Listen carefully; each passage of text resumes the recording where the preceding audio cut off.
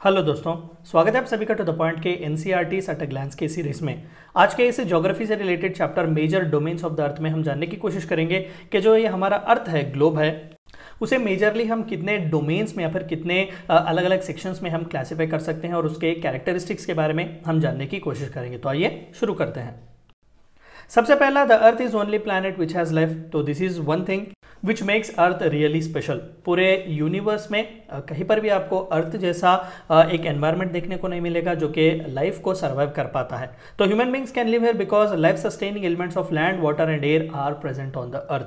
तो it is because of these elements, इन सभी एलिमेंट्स का मिश्रण है जो अर्थ पर ह्यूमन लाइफ को कहीं ना कहीं कंजीनियल है और हमें जीने की इजाजत भी दे रहा है। यानी कि यहाँ पर लैंड है, वाटर है और एयर है, जो कि तीनों ही बहुत ही जरूरी हैं एक ह्यूमन लाइफ को सर्वाइव करने के लिए।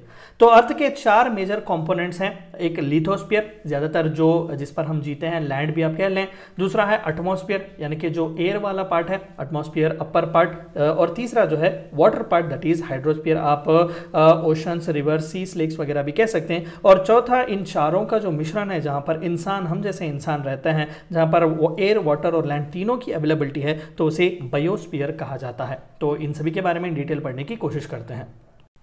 तो सबसे पहला लिथोस्फीयर के बारे में बात करते हैं। Solid proportion of earth is called lithosphere. देखिए, हर जगह इंसान जाकर जीता तो नहीं है, कई बार पहाड़ वगैरह होते हैं, माउंटेन्स वगैरह, तो वहां पर तो हम जाकर नहीं जी सकते। तो लिथोस्फीयर दरअसल सॉलिड वो क्रस्ट है या फिर सॉलिड वो अर्थ का पोर्शन है जिस पर दरअसल हम जीते हैं। तो these are actually two divisions of earth surface. The large masses are called continent and huge water bodies are called ocean basins. तो दरअसल हम कॉन्टिनेंट्स पर ही जीते हैं।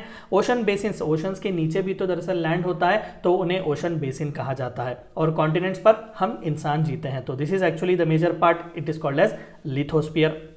और दूसरा, as usual, the highest mountain peak यहाँ पर देखने को मिलता है, that is 8848 meters, that is Mount Everest, which is above the sea level of 8848 meters. और 7 मेजर कॉन्टिनेंट्स हमें यहाँ पर देखने को मिलेंगे। यहाँ पर आप देख सकते हैं Asia, Africa, Australia, south America, north America and Europe. तो पूरी दुनिया का जो लिथोस्फीयर है वो हमने इस 7 मेजर कॉन्टिनेंटल मासस में बांटा हुआ है और ये 7 मेजर कॉन्टिनेंट्स हमें देखने को मिलेंगे। दूसरा जो है वो है हाइड्रोस्फीयर, यानी कि वाटर कंटेंट जो अर्थ पर है। More than 71% of the earth is covered with water. हम सभी को भी पता है कि 2/3 of the earth is nothing but water. तो hydrosphere consist of water in all its forms. कहीं पर भी जो पानी हो, चाहे रिवर्स हो, लेक्स हो, ओशंस हो, ग्लेशियर्स हो, वो सभी हाइड्रोस्फीयर के अंडर या फिर हाइड्रोस्फीयर के साइकिल में ही आएंगे। And more than 97% of the earth surface water is found in oceans and it is too salty for human use. 97% of the water हम इस्तेमाल कर ही नहीं सकते, तो बाकी का 3% जो लेक्स, रिवर्स वगैरह में है वही हम पीते हैं, उसका इस्तेमाल करते हैं।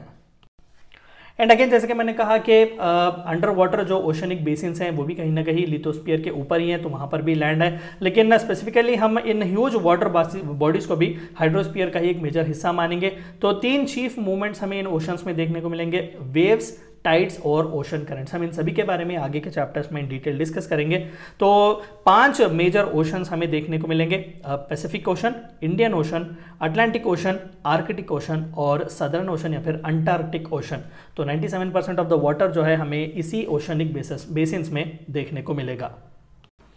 तीसरा है एटमॉस्फेयर, यानी कि the envelope of air surrounding the earth is called atmosphere. ये जो गैस हम ले रहे हैं, जो ऑक्सीजन हम इनहेल कर रहे हैं, जो हमारे आसपास जो एयर जो हमें दिखाई नहीं देती लेकिन प्रेजेंट है, it is called as atmosphere.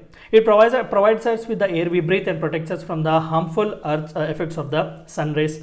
O3 ozone जिसे कहा जाता है, वो भी एक गैसियस लेयर ही है जो हमें सन के अल्ट्रावायलेट रेज से बचाता है। तो एटमॉस्फेयर इज एक्चुअली, यहाँ पर भी कॉम्पोजिशन आप देख लें अलग अलग गैसेस का। सबसे मेजर जो है वो नाइट्रोजन है, 78% हमें नाइट्रोजन देखने को मिलेगा जिसका इस्तेमाल हम करते ही नहीं है। 21% ऑक्सीजन, जिस पर पूरी दुनिया के खासकर लिविंग बींग्स है वो डिपेंड करते हैं, खासकर humans and animals. Other gases like carbon dioxide and argon are 1% by volume. Carbon dioxide तो बहुत ही कम है, 0.4%, लेकिन बहुत ही हार्मफुल है क्योंकि वार्म करता है। ग्लोबल वार्मिंग जैसे कॉन्सेप्ट हमें देखने को मिलता है जब कार्बन डाइऑक्साइड की मात्रा ज़्यादा होती है, और बाकी के गैसेस जैसे आर्गन वगैरह 0.96% या फिर उससे भी कम है। एंड फाइनली जैसे कि मैंने कहा कि जब इन तीनों का मिश्रण मिलता है वहीं पर जिंदगी जो है वो पॉसिबल होती है। तो this is actually called as biosphere. तो it is a narrow zone of contact between land, water and air, जहां पर हमें इन तीनों चीज़ें मिलती हैं, जहां पर ह्यूमंस और एनिमल्स दोनों ही मिलकर जीते हैं, उसी को हम बायोस्फीयर कहते हैं। So all the living organisms including human beings are linked to each other and are dependent upon biosphere for survival. हमारा खान पान भी यही से आता है, जानवर भी यहीं पर डिपेंड करते हैं, हम सभी एक दूसरे के साथ मिलजुल कर जो है एक दूसरे पर डिपेंडेंट हम जिंदगी गुजारते हैं। This is where the biosphere comes in. ये थी चंद बातें जो आपको जाननी थी major domains of the earth के बारे में। Thank you for watching my video.